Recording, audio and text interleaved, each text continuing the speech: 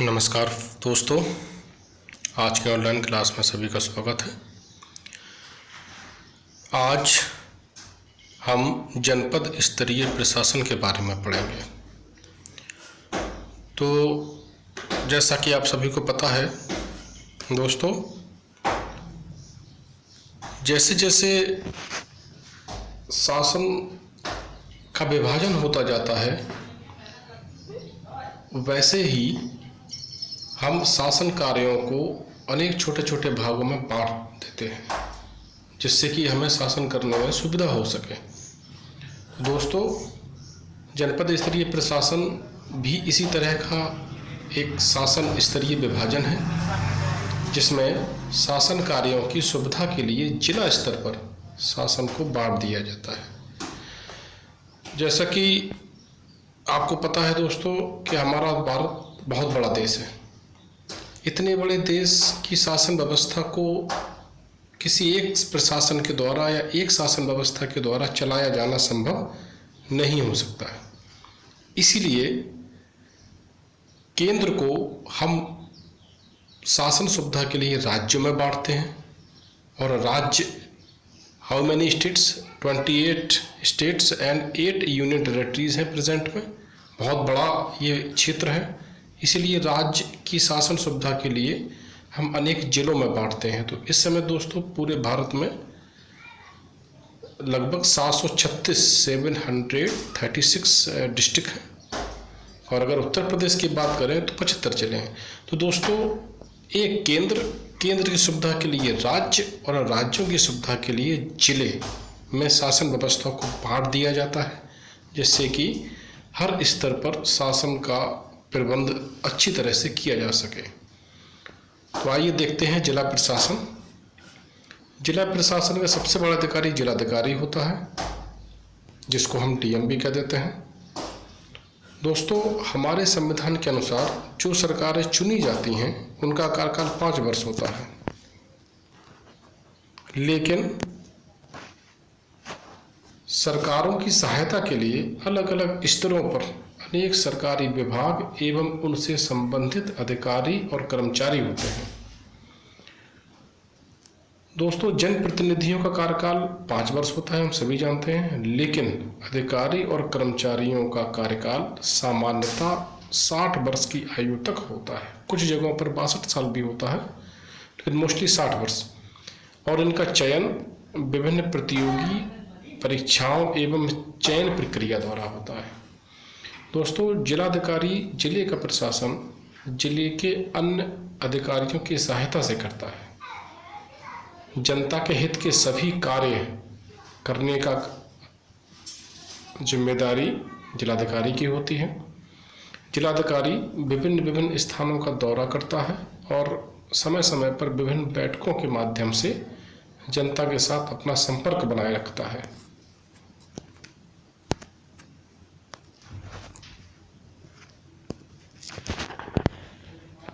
जिलाधिकारी समय समय पर तहसील दिवस का आयोजन करता है और अन्य बैठकों के द्वारा जनप्रतिनिधियों, जो उस जिले के विधायक होते हैं या और भी जो जुड़े हुए लोग होते हैं, एमएलएज वगैरह होते हैं, एमपी वगैरह होते हैं, वो जनप्रतिनिधियों के साथ समय समय पर विचार विमर्श करता है और अन्य विभागों के कार्यों की समीक्षा भी करता है। इसके अलावा जिलाधिकारी का कार्य जिले में शांति एवं व्यवस्था बनाए रखना होता है। जिलाधिकारी राज्य सरकार द्वारा बनाए गए नियम, कानून और योजनाओं को सभी अधिकारियों के सहयोग से जिले में लागू करवाने का कार्य भी करता है। यहाँ ध्यान देने वाली बात यह है दोस्तों कि जिलाधिकारी कोई नया नियम कानून अपने स्तर से नहीं बना सकता है, वो उन्हीं नियम कानूनों को अप्लाई करवाता है जो राज्य सरकार द्वारा बनाए जाते हैं। दोस्तों, जिलाधिकारी की सहायता के लिए जिले में कौन कौन से प्रमुख अधिकारी होते हैं उसके बारे में थोड़ा समझ लीजिए। कानून और सुरक्षा। देखिए, जिले स्तर पर अनेक क्षेत्र होते हैं जिसमें जिले का प्रशासन चलाया जाता है। तो उनमें विभिन्न क्षेत्र हैं प्रमुख। कानून और सुरक्षा। कानून और सुरक्षा की जिम्मेदारी दोस्तों ज़िले में सबसे ज़्यादा पुलिस अधीक्षक की होती है, जिसको हम एसपी कह देते हैं। पुलिस अधीक्षक की सहायता के लिए अनेक छोटे छोटे अधिकारी होते हैं पुलिस के, जिसमें हम इंस्पेक्टर होते हैं, सब इंस्पेक्टर होते हैं, हवलदार होते हैं, ये सब। शिक्षा, जिले की शिक्षा व्यवस्था में 2 भागों में बांटते हैं। नंबर पहला बेसिक शिक्षा अधिकारी, जिसको हम बीएसए कहते हैं, जो जिले की प्राथमिक और जूनियर स्तर की शिक्षा व्यवस्था की देखरेख करता है। दूसरा अधिकारी होता है जिला विद्यालय निरीक्षक, जिसको हम DIOS कह देते हैं, जो जिले की माध्यमिक स्तर तक की शिक्षा व्यवस्था को देखता है।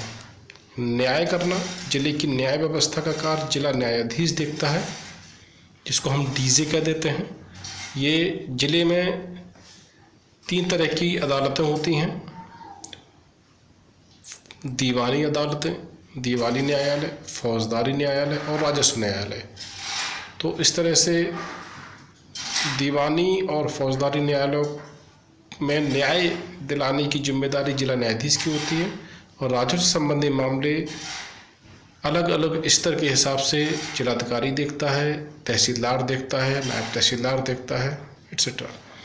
चिकित्सा, जिले की चिकित्सा व्यवस्था की जिम्मेदारी मुख्य चिकित्सा अधिकारी CMO को होती है, जो अपने अधीन अनेक चिकित्सा अधिकारियों के माध्यम से जिले की चिकित्सा व्यवस्था को देखता है। राजस्व या भूमि या वित्त संबंधी मामले देखने का अधिकार तहसीलदार को होता है। तहसीलदार की सहायता के लिए नायब तहसीलदार होते हैं, कानूनगो होते हैं, लेखपाल होते हैं, जिसको हम पटवारी भी कह देते हैं।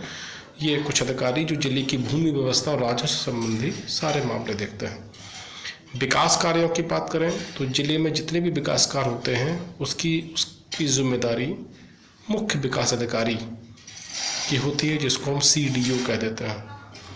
जिले की समस्त रसद व्यवस्था, जिसमें खाद्यान्न आ जाता है, शक्कर आ जाती है, मिट्टी का तेल आ जाता है, डीजल, पेट्रोल एट्सेट्रा, की समस्त जिम्मेदारी जिला रसद एवं पूर्ति अधिकारी के जिम्मेदारी में होती है। तो दोस्तों, जिलाधिकारी इन सभी अधिकारियों की सहायता से जिले का शासन चलाता है और जिले की समस्त कानून व्यवस्था को प्रभावी ढंग से संपादित करता है। तो इस तरह से दोस्तों, ये सिविक्स का टॉपिक यहीं ख़त्म होते हैं। इसके बाद यातायात संबंधी कुछ टॉपिक्स बचे हुए हैं जो सिंपल हैं, आप उनको अपने स्तर से पढ़ सकते हैं। नेक्स्ट क्लास में मैं आपको इकोनॉमिक्स पढ़ाऊंगा। अर्थव्यवस्था के कुछ टॉपिक्स हैं फर्स्ट सेमेस्टर के सिलेबस में, मैं उसको आपको समझाने का प्रयास करूंगा। कोई चीज़ अगर आपको समझ में नहीं आती है तो कमेंट बॉक्स में आप इसको मेंशन कर सकते हैं। Thank you, good day.